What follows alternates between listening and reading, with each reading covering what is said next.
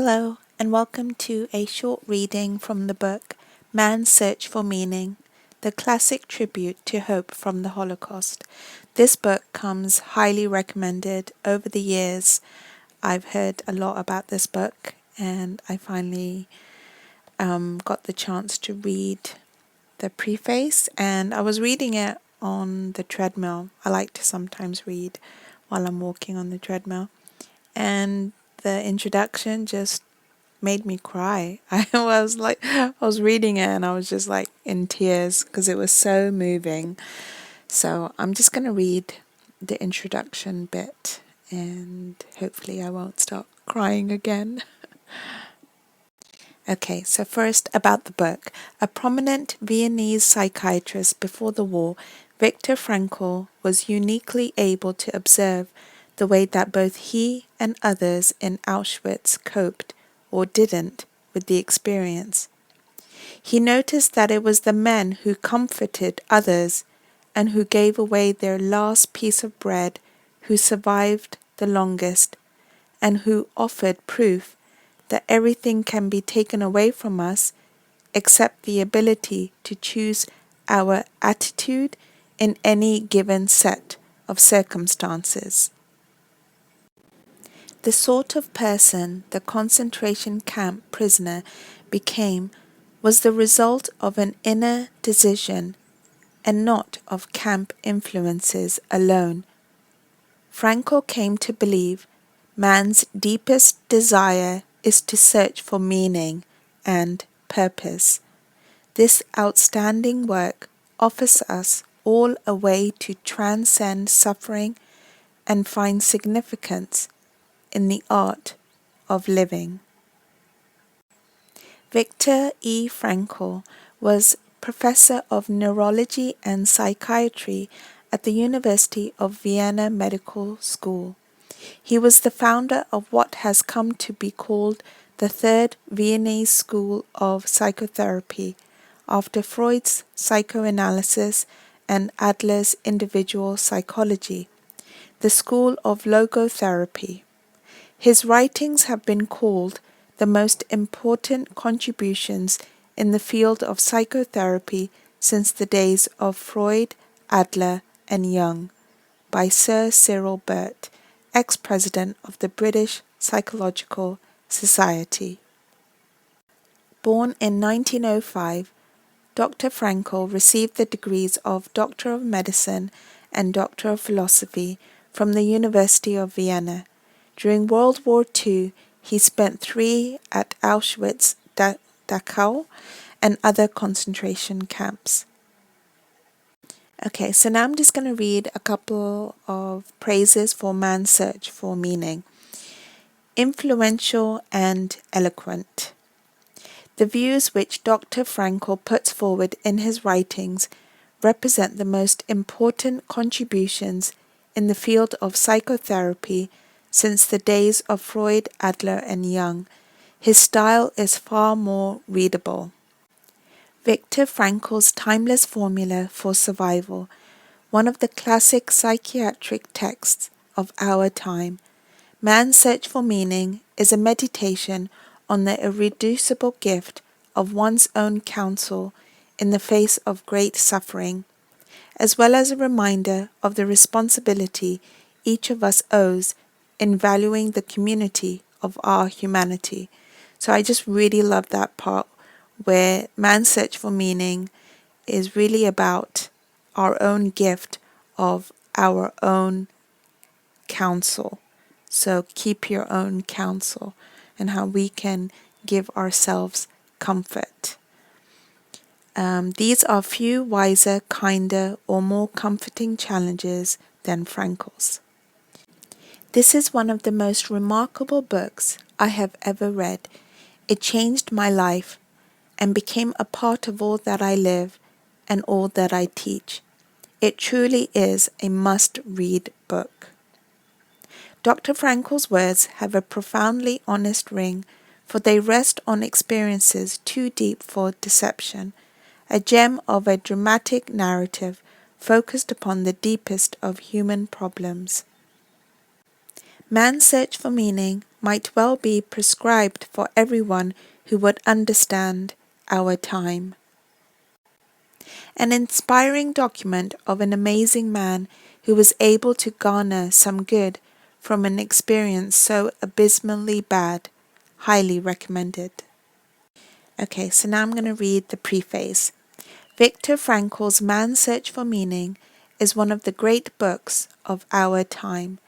Typically, if a book has one passage, one idea with the power to change a person's life, that alone justifies reading and rereading it and finding room for it on one's shelves. This book has several such passages. So I really like that. So if a book has one passage or one idea with the power to change a person's life, that justifies reading it and rereading it and to keep that book on one's bookshelf. I really like that. Okay, so it is first of all a book about survival. Like so many German and East European Jews who thought themselves secure, Frankl was cast into the Nazi network of concentration and extermination camps. Miraculously, he survived. In the biblical phrase, a brand plucked from the fire. But his account in this book is less about his travails, what he suffered and lost, than it is about the sources of his strength to survive. So basically the book is more focused on about his strength to survive and where that came from, the source of that. Several times in the course of the book, Frankl approvingly quotes the words of Nietzsche. He who has a why to live for can bear almost any how. So basically, if you have a why to live, you can bear almost any how. He describes the prisoners who gave up on life, who had lost all hope for a future, and were inevitably the first to die. They died less from lack of food or lack of medicine than from lack of hope, lack of something to live for. By contrast, Frankl kept himself alive and kept hope alive by summoning up thoughts of his wife and the prospect of seeing her again after the war, and dreaming at one point of lecturing after the war about the psychological lessons to be learned from the Auschwitz experience. So basically, what he's saying is that the prisoners who gave up on life, who had lost all hope, they were the ones that died first. And it wasn't so much dying from the lack of food or lack of medicine, but it was actually dying from the lack of hope, dying from the lack of something to live for. But Frankl kept himself alive and kept hope alive by summoning up thoughts of his wife. So he was imagining his wife and imagining the prospect of seeing her again after the war, and then dreaming about giving lectures about all this experience that he had gone through, and that's what kept him going, his own mind and his thoughts. Clearly, many prisoners who desperately wanted to live did die, some of disease, some in the crematoria, but Frankl's concern is less with the question of why most died than it is with the question of why anyone at all survived. His experience in Auschwitz, terrible as it was, reinforced what was already one of his key ideas. Life is not primarily a quest for pleasure, as Freud believed, or a quest for power, as Alfred Adler taught, but a quest for meaning. So basically, Frankl's idea is that our quest for life is actually a quest for meaning. The great task for any person is to find meaning in his or her life. Frankl saw three possible sources for meaning: in work, doing something significant; in love, caring for another person, as Frankl held onto the image of his wife through the darkest days in Auschwitz; and in courage in difficult times. Suffering in and of itself is meaningless. We give our suffering meaning by the way in which we respond to it. At one point he writes that a person may remain brave, dignified, and unselfish, or in the bitter fight for self-preservation he may forget his human dignity and become no more than an animal. He concedes that only a few prisoners of the Nazis were able to do the former, but even one such example is sufficient proof that man's inner strength may raise him above his outward fate. Finally, Frankl's most enduring insight, one that I have called on often in my own life and in countless counseling situations. Forces beyond your control can take away everything you possess except one thing, your freedom to choose how you will respond to the situation. You cannot control what happens to you in life, but you can always control what you will feel and do about what happens to you. There is a scene in Arthur Miller's play Incident at Vichy in which an upper middle-class professional man appears before the Nazi authority that has occupied his town and shows his credentials, his university degrees, his letters of reference from prominent citizens, and so on. The Nazi asks him, "Is that everything you have?" The man nods yes. The Nazi then throws it all in the wastebasket and tells him, "Good, now you have nothing." The man, whose self-esteem had always depended on the respect of others, is emotionally destroyed. Frankl would have argued that we are never left with nothing as long as we retain the freedom to choose how we will respond.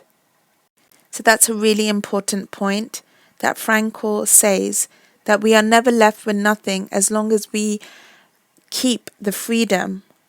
We retain the freedom to choose how we will respond. And that gives you great power and strength. My own congressional experience has shown me the truth of Frankl's insights. I have known successful businessmen who, upon retirement, lost all zest for life. Their work had given their lives meaning. Often it was the only thing that gave their lives meaning, and without it, they spent day after day sitting at home, depressed, with nothing to do. I have known people who rose to the challenge of enduring the most terrible of afflictions and situations as long as they believed there was a point to their suffering. Whether it was family milestone they wanted to live long enough to share, or the prospect of doctors finding a cure by studying their affliction. Having a why to live for enabled them to bear the how.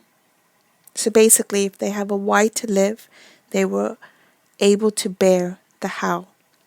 And my own experience echoes Frankl's in another way, just as the ideas in my book, When Bad Things Happen to Good People, gain power and credibility because they offered in the context of my struggle to understand the illness and death of our son. Frankl's doctrine of logotherapy, curing the soul by leading it to find meaning in life, gains credibility against the background of his anguish in Auschwitz.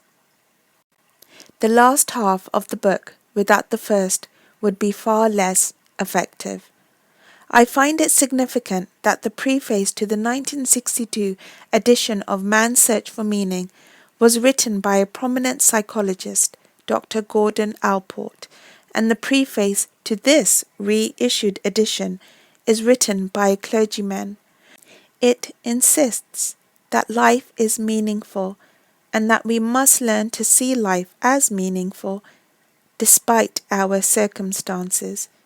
It emphasizes that there is an ultimate purpose to life, and in its original version, before an appendix was added, It concluded with one of the most religious sentences written in the 20th century. Our generation is realistic, for we have come to know man as he really is. After all, man is that being who invented the gas chambers of Auschwitz. However, he is also that being who entered those gas chambers upright, with the Lord's Prayer or the Shema Israel on his lips. And that preface was written by Harold S. Kushner.